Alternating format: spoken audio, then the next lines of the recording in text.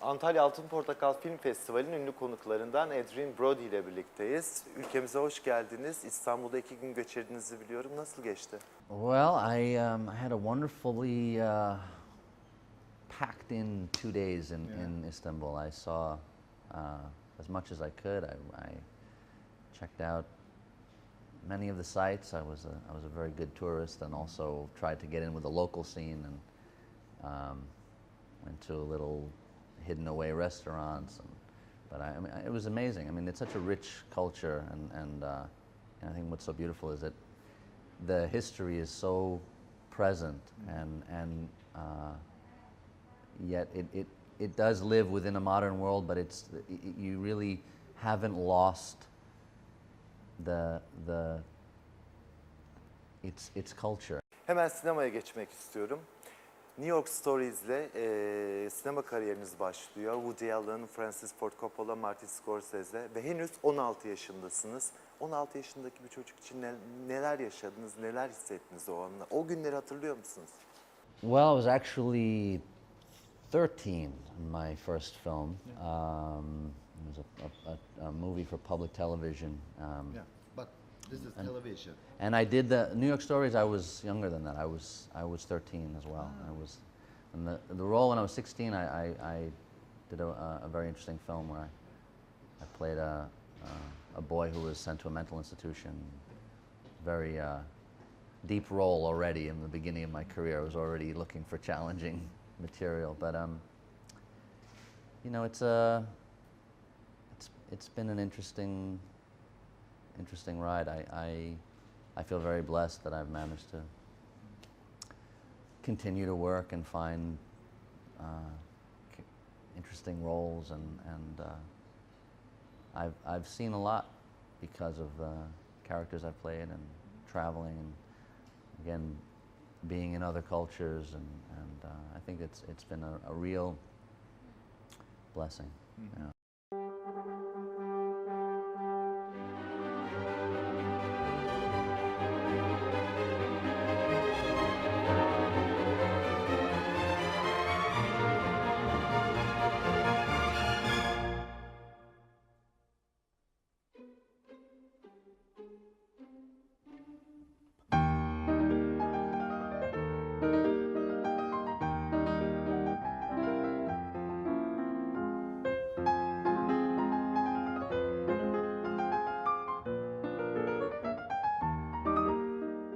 Steven Soderbergh, Terrence Malick, Spike Lee, Barry Levinson, Ken Loach gibi sinema dünyasının otör yönetmenleriyle çalıştınız. Fakat o filmlerinizi sadece sinefiller hatırlıyor veya sizi sinefiller hatırlıyor. Ta ki Polanski'nin Piyanistine kadar. Öncesi ve sonrasına dair neler söylemek istersiniz? There was absolutely an overwhelmingly profound change in my life as a result of The Pianist, and the success of that film. You know, I've worked with really interesting filmmakers, and I'm fortunate for that, and I think that taught me a lot about film and has made me a better actor. But obviously things have changed. I think it was not only the success of the Pianist, but what came with that, and the Academy Awards in particular introduced me to the world, because even people who had not seen the film all of a sudden were introduced to me, and that changes a lot. And I think part of the objective for the actor is to have your work seen by many people, and that only helps you find more interesting work, because not only do the directors who have seen you and who believe that you will approach their material in the appropriate way, but the studios and the financiers are willing to give you the opportunity. Peki, Piyanist filminin çekildiğini duyduğumuzda şöyle bir şey hissettik. İkinci Dünya Savaşı'na dair artık anlatılacak hikaye yok. Fakat Piyanist bizim ezberimizi bozdu, bizi çok heyecanlandırdı. Sizce neydi bizi bu kadar heyecanlandıran? I think the main thing that made The Pianist affect people in such a profound way is that it was the story of one individual's struggle and journey through a very horrific time in our history. And I think it's easier to identify with one man and rather than try and comprehend the enormity of such an atrocity. And I think it's very difficult to put faces on millions and millions of people that have been subjected to those horrors. So I think it's just the fact that it was done with no sentimentality and followed one man's survival and his survival of the human spirit, and I think that is what affected people.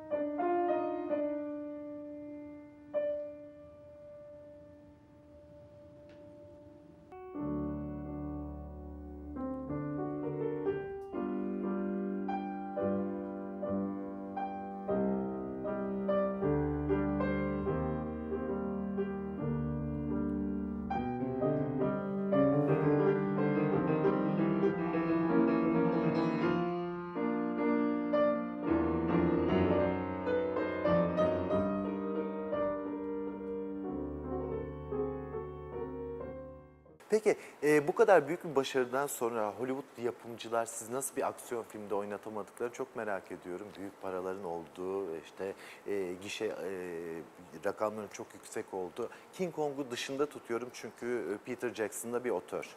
Well, it's an interesting observation. I don't think it's a logical next step for a Hollywood action producer to necessarily see the man that I portrayed in The Pianist as an action hero. I think people like very safe investments.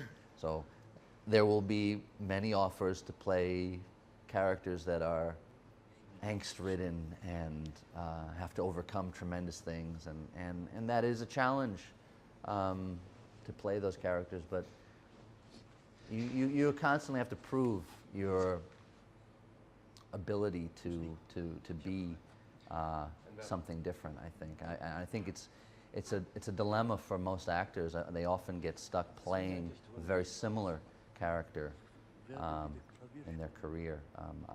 I've tried to make a conscious effort to constantly change the type of roles that I play. And when I'm doing a comedy, this film is a very light comedy. Brothers Bloom is a remarkably light film, and yet it possesses depth, and that's what I want. I want to find leading roles, including action-oriented characters, like in King Kong. It was a great opportunity. It was a very daring choice for Peter Jackson and his team, because not only do they hire an actor who has not established himself in an action genre, but they wrote the character with some sensitivity. He's a writer. He possesses intelligence beyond his ability to run out and physically try and rescue the woman of his dreams. He possesses some depth, and you know, those roles are far and few between.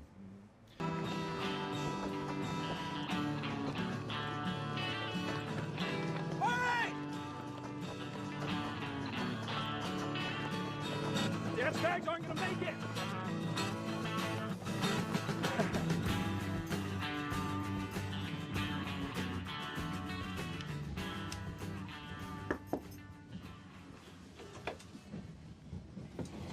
Good morning, Pittman. May I see your ticket, please? Son filmlerinizden Darjeeling Limited, Wes Anderson'ın çok keyifli üç kardeş hikayesini anlatıyordu. Bize bu ay DVD olarak yayınlandı. Şimdi de çok yakında son filminiz Bloom Brothers'da sizi izleyeceğiz. Onda da üç kardeştiniz. Zannediyorum bunda da iki kardeş oynuyorsunuz. Bize biraz bu filmle ilgili bir şeyler anlatır mısınız? Filmi görmedik henüz ve çok merak ediyoruz. Well, it's a very unique film, Brothers Bloom. It's something that I'm very impressed with the filmmaker Ryan Johnson. He made something that is just very hard to do because it does have action. It's a con artist film. It's a story about two brothers who are, you know, very gifted manipulators, and they're artists in that world of con men. And we're on the last con of our life because my character has had enough of that. And he's really looking for something more sincere out of life rather than living these roles that have been designed just to, you know, manipulate things. And he falls in love. My character falls in love with Rachel Weisz's character, and you know, it's an adventure. It's kind of like an adult fairy tale, and it's funny though. Thematically, it's an interesting time in my life because this film picked up right off after Darjeeling Limited, and I had just gone all through Rajasthan and India, and we shot there, and I think that put me in the headspace to go on another adventure. This was again through Europe, but I like going on adventures. I like characters that go and explore. You think you do, but you don't. Where are we going? New Jersey. Let me grab my coat. This will be the last one. I'll never ask you to do another con again. The largest private residence on the eastern seaboard, home of our final mark. Penelope Stamp lived at home her whole life. So what kind of stuff do you do? I collect hobbies.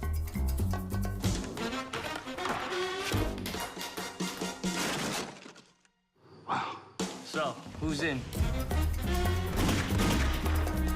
She's an artist with nitroglycerin. It's kind of her thing. Maximilian Melville, at your service. I didn't expect him to actually be Belgian. I'm not sure he is. I have a couple of interesting films that will hopefully come out. Cadillac Records, which is a story about Chess Records, which was a very important record label. It was one of the first record labels that introduced blues musicians into the mainstream. There were, you know, it was at the time where, you know, blues music performed by, you know, black men from the South who would come up to Chicago and try and get seen. And first time it was an explosion, and it's changed the history of music as we know it, because rock and roll is kind of a derivative of it, and it's fascinating. And I play a real life character named Leonard Chess, who was the founder of that record label. And it's a story of Muddy Waters and Etta James and all these great artists who were within the Chess Records label. And it's called Cadillac Records because he would often give them Cadillacs as a bonus to, you know, and I think that also says a lot about the, I don't know, American culture. It's fascinating. And I have another film called Splice with Sarah Polley. That's a science fiction film that'll hopefully come out soon. Antalya'nın ünlü konuklarından 2 Oscar ödüllü Kevin Spacey ile birlikteyiz. Bay Spacey hoş geldiniz öncelikle yayınımıza. Antalya'da biraz önce bir ustalık sınıfı verdiniz ve Türk sinemasının birçok genç oyuncusu da oradaydı. Onlara kısaca neler öğütlediniz? You know, I can't pretend that I had any words of wisdom, but what was enjoyable about the exchange was I learned a lot about the passion that young filmmakers have, and in particular in trying to take advantage of the opportunities that a festival like this gives them. International cinephiles coming, filmmakers coming, hopefully also doing these kind of discussions, I think can be helpful to them just in terms of hearing experience. But what I was really hoping to say to them was that if they want to make films about their own culture and they're having a difficult time raising money, then they've got to come together as a community and as an industry, because you can do it. And in fact, I think people outside of Turkey or any country, we want to see the culture here. We want to get taken to a land and a time and stories that we don't know.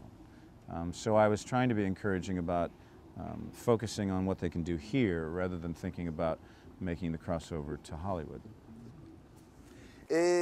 Alvin Alligator ve Beyond the Sea gibi 2 çok hoş film yönettiniz. Kameranın arkasında olmayı da seviyor musunuz?